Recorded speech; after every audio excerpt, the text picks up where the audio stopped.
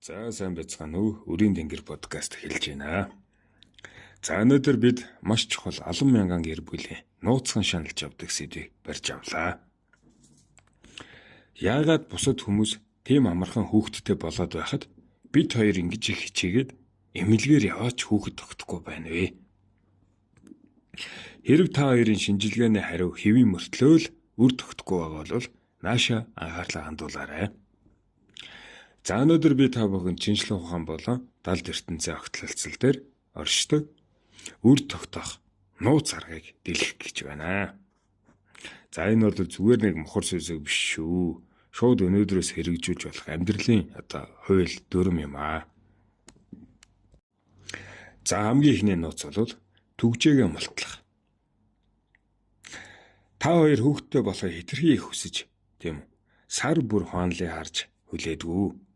Тэгвэл яг наадах чинь таныг хүүхэдтэй болоход хамгийн их саад хийж байгаа гол дайсан ч гэж ойлгох хэрэгтэй. За ангаах ухаанд батлагдсан нэг зүйл бий. Хүн байнгын хүлээлт, айдас, стресстэй байхад бид нөгөө кортизол гэдэг стрессийн даавар маш ихээр ялгардаг. За энэ даавар ихсэхээр хүний тархи автоматар амьд үлдэх буюу аюулын горимд шилжчихдэг. За яг ийм төгшүүртэй аюулын горимд орчихсон би хизээж шинэ амьдрал бүтээх горимоо хасаадаггүй.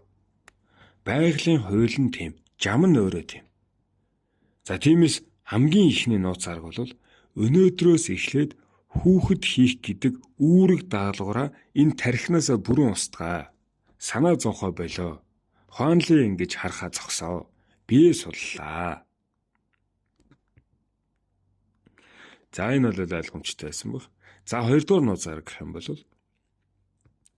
эмэгтэй хүний умаа гэдэг зүгээр нэг биологийн сав биш. Энэ бол дээд тэнгэрээс гэрэлт сүнс бууж ирэх тэнгэрийн хаалга. За харин тэр хаалгыг онгойлгодог цорын ганц түлхүүр нь та хоёрын дундах оргилсан хуйл тачаал буюу бүтээгч гал эрчим байдаг.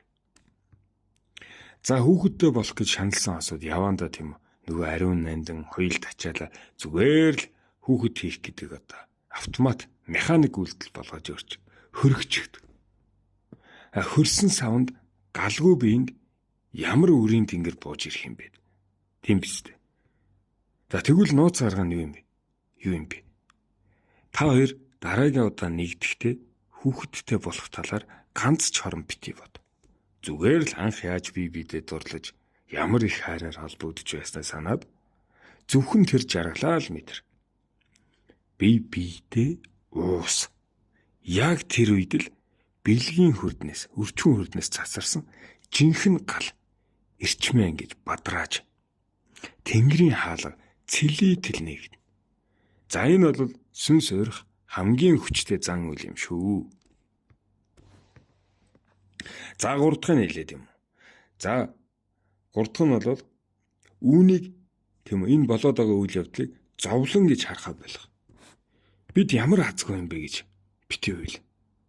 Энэ бол та хоёрын туулах ёстой дав. Туулах ёстой даваач шүү. За өрийн тэнгэрээс тийм үү хамгийн том бэлгийг авахын тулд та эхлээд өөрийгөө азтай гэж тодорхойлох ёстой. Энэ хязгааргүй уудам том хорвоо дээр хоёр биенээ овсон энэ сайхан хань эрүүл саруул байгаагаа миний аз гэж харах хэрэгтэй. Өнөөдрийнхээ азыг харж бие биедээ талархаж чадах юм бол яг тэр талархлын баярлах талархтай гэрэл төрчим чинь сансрын уудамд маш хүчтэй соронзон дэлгэн болж очдөг.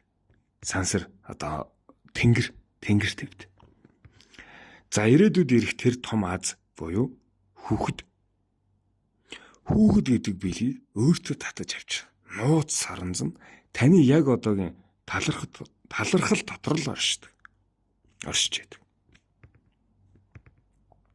За эмэгтэй хүн та тийм үү умаага тэнгэрийн хаалга гэж хүндэтгээ. Эрэгтэй хүн та хоёул тачаалын галаараа тэр хаалгыг гэрэлтүүлээ. Айдсаа хаяа тархиныхаа түгжийг мултлаа. Яг одоо бие биенээ хайрл. Тэр цагт өрийн тэнгэр энд миний очих ёстой хайраар дүүрэн сав байна гэд өөрөө бууж ирэх бол. За энэ сард та хоёр хүүхдтэй болох гэж биш.